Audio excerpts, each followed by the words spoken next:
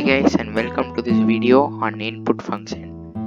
In this video we'll be seeing what is input, why is input used, and the syntax for the input.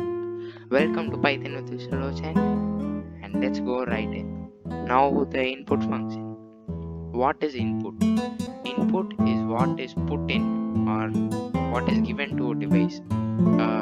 So there are many examples of the input device such as monitor and the mouse we use, and then the remote, the webcam, headphones, and then the scanner, and then the pen, the stylus.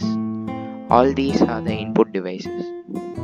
Now, what are the input devices which we use in our daily life? Some examples of them are the keyboards, touchscreen, pointing devices such as stylus or the mouse, and then composite devices such as remote, the controllers, mic, camera, and etc.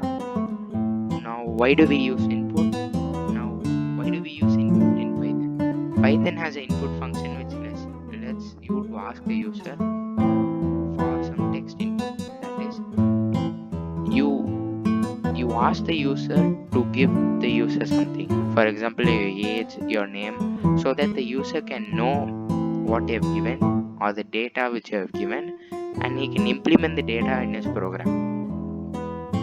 And now, what is the syntax that we have to use to get input from the user? Now, input can be taken in two ways. Write input and then open the brackets and then put double quotes, and then, as I told you last time, write whatever there like in print. Now there is another way in which you define the input, that is A, B, C, or AB or AC or anything, something you want that is a letter, not a number or a sign. You can define it and write it as int open brackets input, and then whatever you want to ask the user or whatever you want the user to enter for you, type it in here with the double quotes, and then close this bracket and then close this bracket.